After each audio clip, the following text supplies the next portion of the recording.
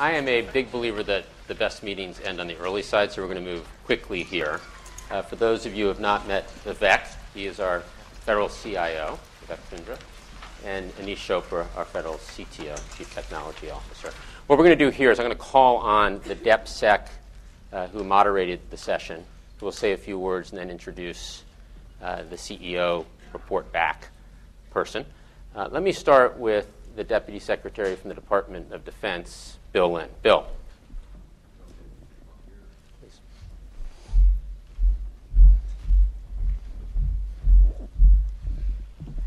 Thanks, Jeff. It's sort of a male version of The View here, isn't it? The defense guy making jokes. What's going on? We focused on managing large-scale transformation and IT development.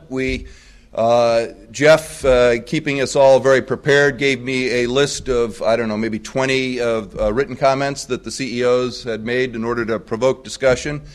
I got halfway through the first one, and that we then went into a 75-minute discussion, and I never got to the second one. So it was a very lively discussion, and I'd like to turn it over to Andrea Jung to describe the results.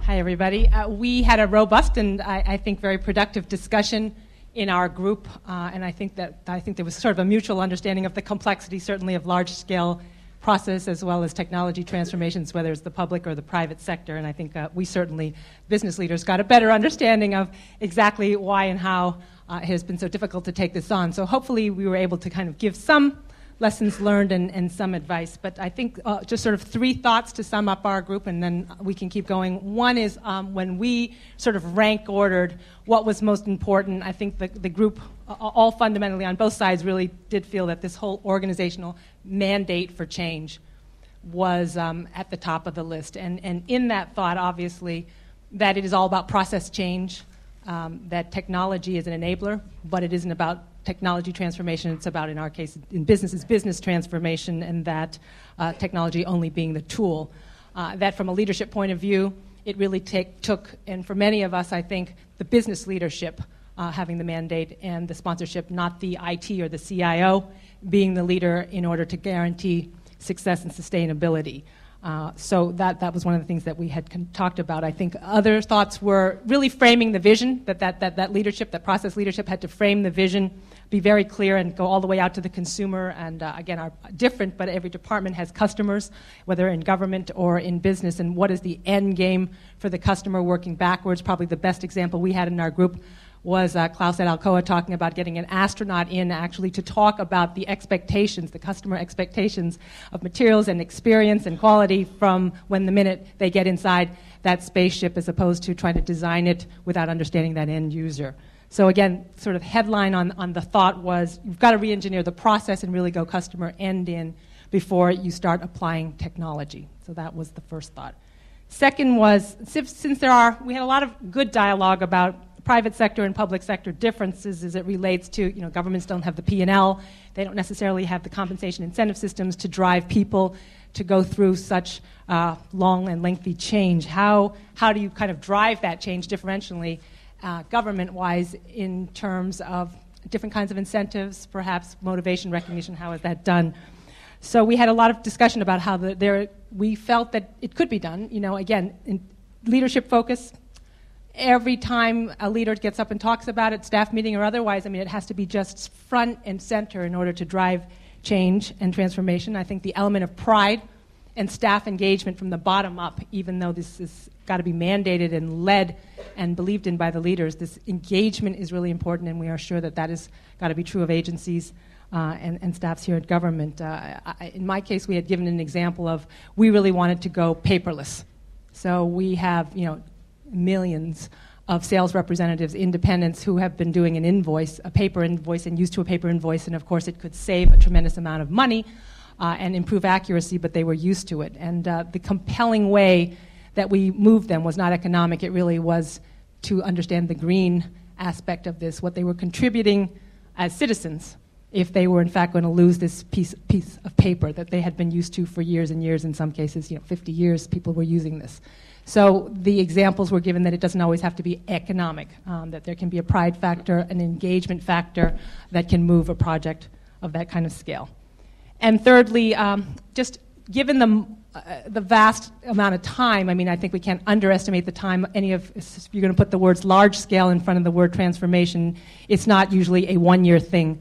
And that process and systems changes can take multiple years, and how to do that, particularly in government when the continuity of leadership, the continuity of staff is an issue. So we talked about how do you chunk it down? is there a possibility and some advice that we were able to kind of give some of the folks in the room about taking a large-scale project but putting shorter time frames on it, year phases, so that there could be early wins. I think early success and quick wins is very important. And then we talked about the thought of phase as opposed to pilot and test. A lot of good dialogue around the fact that from experience both sides, pilots, tests, sort of that too will never get to my theater here. This too shall pass and won't come to my department. That the concept, in our case, actually, we've had to eliminate the words pilot and test because it, by definition, meant it wasn't going to scale out and roll out, or there could be some cynicism against that. So the thought that you can have small wins, early wins on a longer-term project if you use the phasing thought to make sure that you can, in fact, deliver a longer-term thought with shorter-term time frame. Okay. Thank you. You covered a lot of terrain.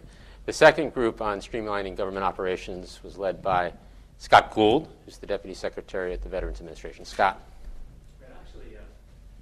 Grab the microphone and help Jeff achieve his performance measure outcome of getting us out here a little bit earlier. A lot of interest in our group, tremendous diversity of opinion and background, a lot of rapid distillation of some of the core ideas here. I want to share with you one thing that I saw today, and that is citizenship is alive and well at the CEO level in America. And I thank you for all of your effort to be here today and the ideas that you generated. It's my pleasure now to introduce Jeff Fettig, Chairman and CEO of Whirlpool. Thank you, Scott. You bet.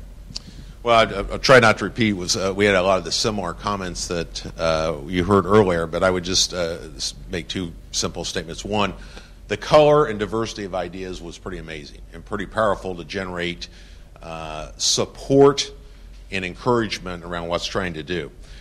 The other upfront thing I think that was really eye-opening for most of us probably, is the differences in private sector organizations and obviously the government, different department and agencies.